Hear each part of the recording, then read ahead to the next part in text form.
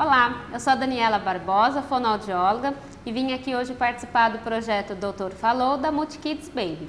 O assunto de hoje é respiração.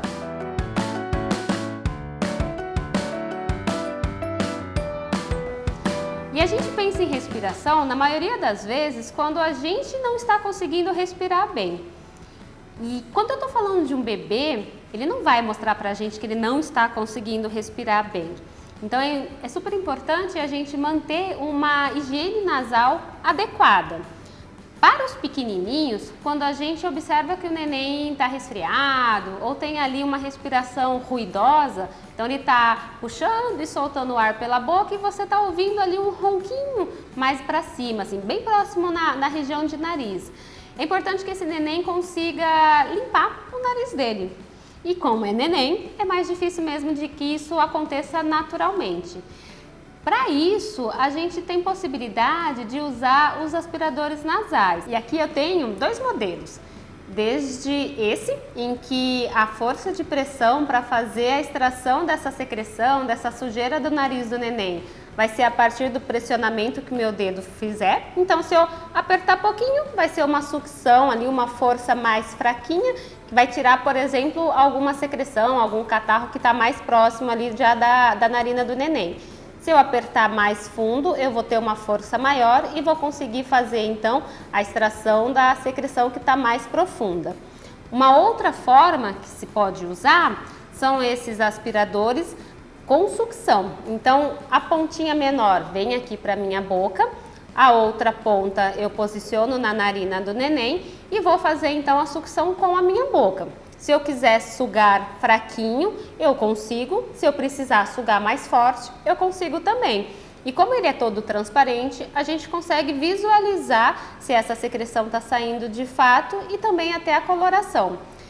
Super importante também, como a gente fala de secreção, não é só eu pegar, tirar e pronto, né? Então, higiene depois nesses instrumentos é tão importante quanto o processo ali de fazer a limpeza do nariz do neném.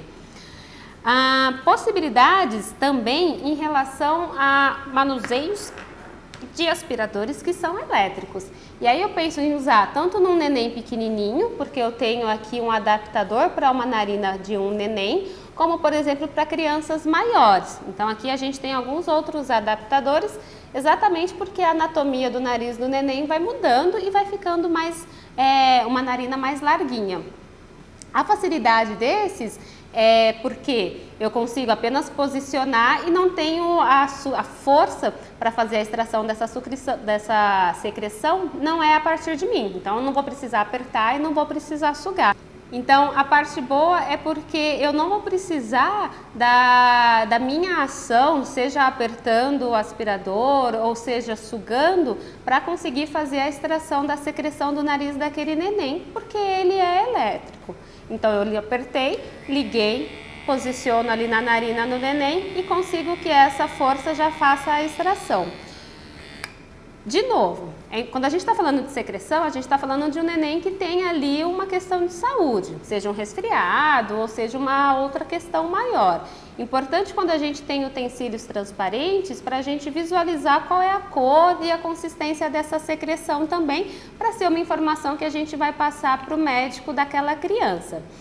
Em linhas gerais, quando eu não estou resfriado e eu não tenho um neném resfriado, eu preciso de novo pensar em formas de manter uma boa condição de respiração para essa criança.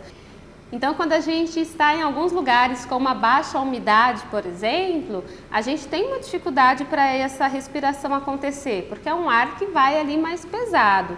Daí a importância de, no quarto do neném, no lugarzinho onde ele está ali brincando, a gente preparar esse ambiente também para que ele consiga brincar ou dormir e manter uma boa respiração.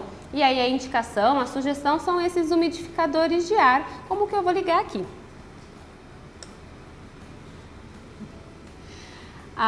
E por que tudo isso para respiração, né? Por que uma fonoaudióloga está falando tanto de respiração?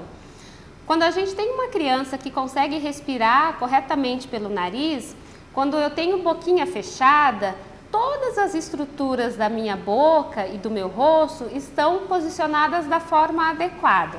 Então, se eu pensar num neném que está dormindo de boquinha fechada, lábios encostados, a linguinha dele está grudada lá no céu da boca e o ar passando pelo nariz. Quando eu tenho esse lábio fechado, essa língua posicionada adequadamente, eu tenho uma musculatura que naturalmente se mantém forte. Agora, numa outra condição, se eu tenho um neném que não consegue respirar pelo nariz, um neném que precisou começar a entender que precisava abrir a boca para fazer essa respiração, boquinha aberta, o meu lábio não está mais encostado, então eu começo a ter lábios mais fraquinhos. Minha língua não estava mais grudada no céu da boca, ela começa a ficar no chão da boca. E isso a longo prazo vai fazendo com que essa musculatura fique mais fraquinha. E eu não posso ter uma musculatura fraca quando eu penso em sugar, engolir, mastigar, falar. Então é super importante a gente manter essa boa respiração da criança pelo desenvolvimento dela, do rostinho dela e das funções que ela executa com esse rosto. Sugar, mastigar, falar. Esse foi o tema de hoje. Muito obrigada e até o próximo vídeo.